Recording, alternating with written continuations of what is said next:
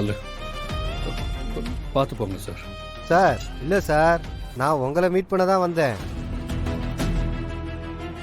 நீங்கள் தானே சார் இப்போ எனக்கு கால் பண்ணது?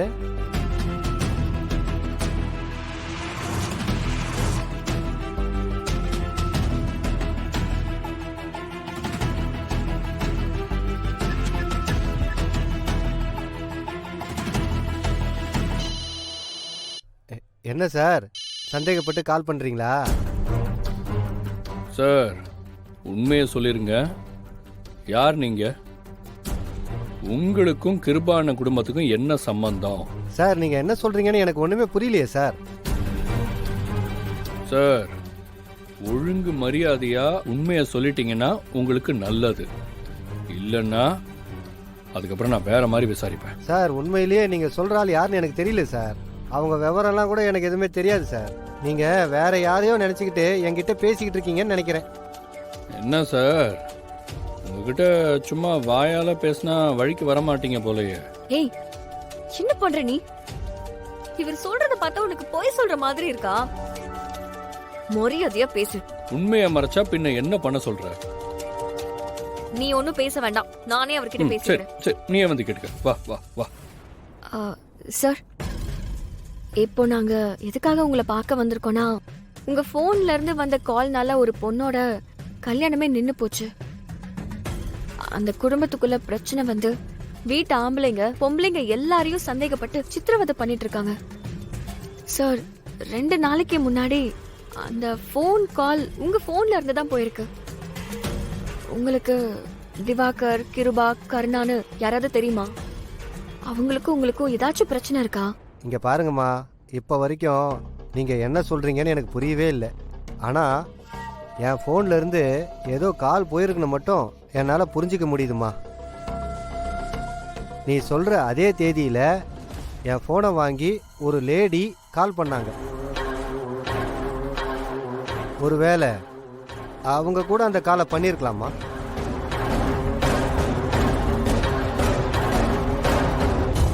சார் அவங்க யாரு, அவங்க பேர் என்னன்னு ஏதாவது தெரியுமா? அதெல்லாம் எனக்கு தெரியாது சார். அன்னைக்கு நான் வீட்டுக்கு போகிற வழியில் ஒரு கல்யாண மண்டபத்துக்கு பக்கத்தில் நின்றுக்கிட்டு இருந்தேன். அப்போ ஒரு லேடி வந்து ஃபோன் பண்ணணும்னு சொன்னாங்க. அவங்க குரலில் ஒரு பதட்டம் இருந்துச்சு. நானும் என் ஃபோனில் பண்ணிக்கங்கன்னு கொடுத்தேன். அவங்களும் ஃபோனில் பேசிட்டு திரும்ப என் கையில் கொடுத்துட்டாங்க. அவ்வளோதான் எனக்கு தெரியுமா.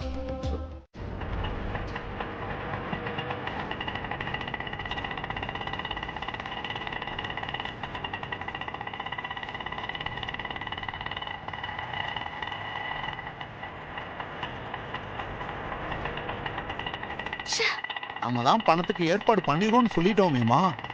அப்புறம் எதுக்குமா மாப்பிள்ள போன் எல்லாம் போட்டு கல்யாணத்துல பிரச்சனைன்னு சொல்றாரு? அதான்ப்பா எனக்கும் புரியல. ரொம்ப நேரமா கார்த்திக்கு ட்ரை பண்ணிட்டு இருக்கேன். அவன் போனை எடுக்கவே மாட்டேங்கிறான். எனக்கு பயமா இருக்குப்பா. அம்மா பக்கத்துல வந்துருச்சுன்னு நினைக்கிறேம்மா வீடு. போய் என்னன்னு கேட்கலாமா? சரியாம்மா?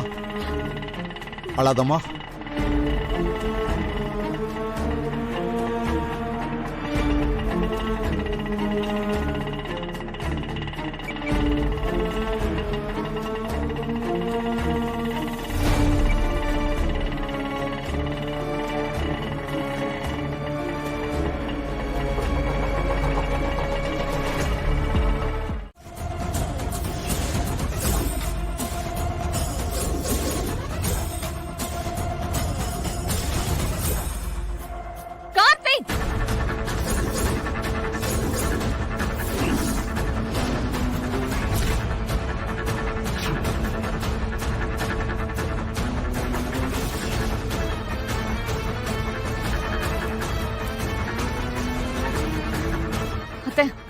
என்ன நடக்குது?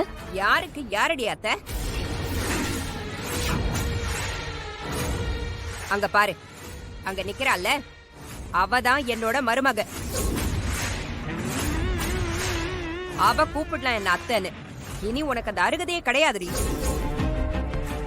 என்னம்மா இப்படி எல்லாம் சொல்றீங்க? ஏமா நாங்க தான் பணத்துக்கு ஏற்பாடு பண்ணிட்டு இருக்கோம்னு சொன்னோம்ல. ஆனா நீங்க இப்படி அவசரப்பட்டா எப்படிமா? ஓஹோ, அப்ப உங்களுக்கு விஷயமே தெரியாதா? உங்க பொண்ணு கையில கொடுத்த பணத்தை அவங்க திரும்ப வாங்கிட்டாங்களாம். இதுக்கப்புறம் அவளுக்கு அந்த வீட்ல இருந்து ஒரு சல்லி பைசா கூட உங்க பொண்ணுக்கு கிடைக்காது. ஒண்ணும் இல்லாத வீட்ல நாங்க எப்படி பொண்ணு எடுக்கிறது? அதான் என் பையனுக்கு என் அண்ணன் பொண்ணையே கல்யாணம் பண்ணி வைக்கலான்னு நான் முடிவு பண்ணிட்டேன். இதுக்கப்புறம் உங்களுக்கும் எங்களுக்கும் எந்த சம்பந்தமும் கிடையாது.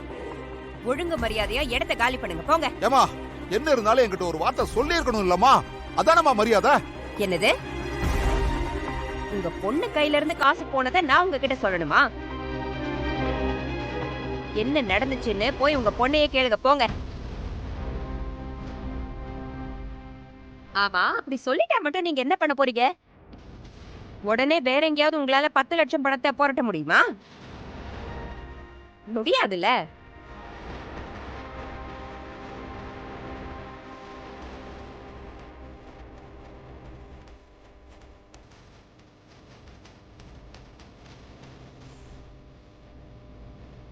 என் கார்த்தி, இவ்ளோ நடக்குது, நீ எதுவுமே சொல்லாம இப்படி அமைதியா நின்னுட்டு இருக்க. அவங்களுக்கு தான் நம்ம லப்ப பத்தி தெரியல. நீ எல்லாம் தெரிஞ்சிருந்தோம் எப்படிடா உன்னால அமைதியா நிக்க முடியுது? இங்க பாரு, அவன் கல்யாணத்துக்கு ரெடி ஆயிட்டான். நீ தேவையில்லாம இங்க வந்து பிரச்சனை பண்ணிட்டு இருக்காத. உங்க எல்லாருக்கும் நாங்க லவ் பண்ண வரைக்கும் மட்டும் தானே தெரியும். அதுக்கப்புறமா என்ன நடந்துச்சுன்னு தெரியாதுல்ல.